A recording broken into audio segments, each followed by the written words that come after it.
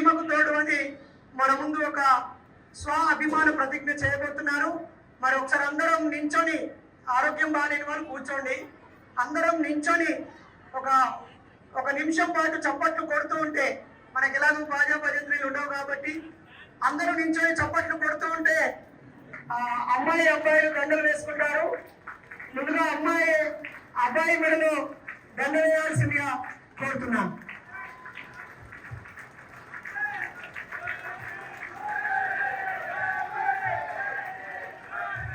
ఇప్పుడు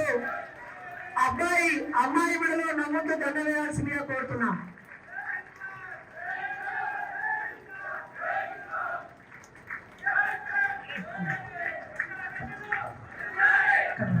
ఇప్పుడు అందరికీ నమస్కారం. అందరికీ జై భీమ్. నేను ఇమ్రాన్ని నా ఇష్టపూర్వకంగానే పెళ్లి చేసుకున్నా. ఎవరో చెప్తే మాత్రం నేను చేసుకోలేదు.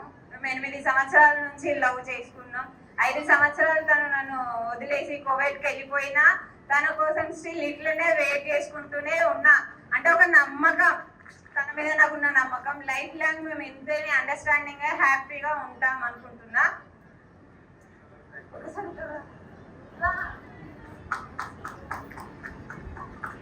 మా అమ్మ మమ్మల్ని చిన్నప్పటి నుంచి చాలా కష్టపడి చదివించింది, పెద్ద చేసింది.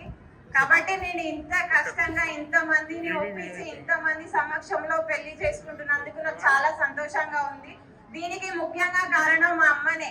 నేను ఫస్ట్ చెప్పగానే ఒప్పుకోలేదు పెళ్లికి, కానీ తర్వాత అబ్బాయి గురించి తెలిసి, సమాజంలో జరిగే పెళ్లిల గురించి, సంఘటనల గురించి అంతా తెలిసి కాబట్టి మా అమ్మని ఒప్పించుకొని నేను పెళ్లి చేసుకోవడం జరిగింది. మా అమ్మకి థ్యాంక్స్.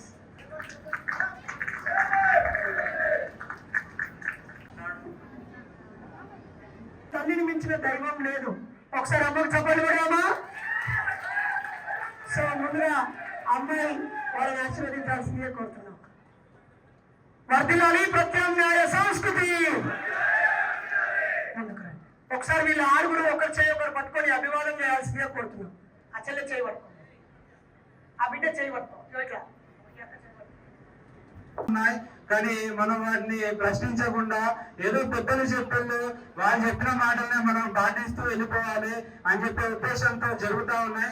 అలాంటివి కాకుండా కట్నాలు తీసుకోకుండా ఒకరిని ఇష్టపడి వాళ్ళు కలిసి జీవించాలి అని చెప్పి ముందుకు వచ్చినప్పుడు వాళ్ళ కాలం మీద వాళ్ళు నిలబడి వాళ్ళు ఇష్టపూర్వకంగా ఖచ్చితంగా చేసుకునే అధికారం రాజ్యాంగం కల్పించింది. కాబట్టి పెద్దలు అందరూ కూడా దయచేసి ఇలాంటి కులాంతర మతాంతర వివాహాలు జరిపించడంలో ఖచ్చితంగా ఆలోచించి వాళ్ళిద్దరూ కలిసి జీవించే హక్కు వాళ్ళకు ఉంది. కాబట్టి ఇంకా మీరు అవసరమైతే వాళ్ళకి సలహాలు సూచనలు ఇచ్చి ఇంకా అభివృద్ధి పదంలోకి నడిపించే దిశగా ఆలోచించి పరువు హత్యలు అని, అదేవిధంగా కట్నాల పేరుతోని ఇబ్బందులు పెట్టడం అలాంటివి కాకుండా ప్రత్యామ్నాయ సంస్కృతిలో వివాహాలు జరగాలని చెప్పి మహనీయులు చెప్పిన బాటలు నడవాలని చెప్పి నిర్ణయం తీసుకున్నాము. ఇంకా ఇక్కడ పెళ్లిలోని యువతులు ఎవరైనా ఉన్నా కూడా దయచేసి మీరు తొందరపడి నిర్ణయాలు తీసుకొని ఇంట్లో నుండి పారిపోయి ఎక్కడో పెళ్లిళ్ళు చేసుకొని బలవంతంగా మీరు అలాంటి ప్రయత్నాలు చేయొద్దు. వాళ్ళు వీళ్ళు సహకరించలేదు అని చెప్పి ఆత్మహత్యలు చేసుకోవడం అలాంటివి కూడా దయచేసి చేయొద్దు.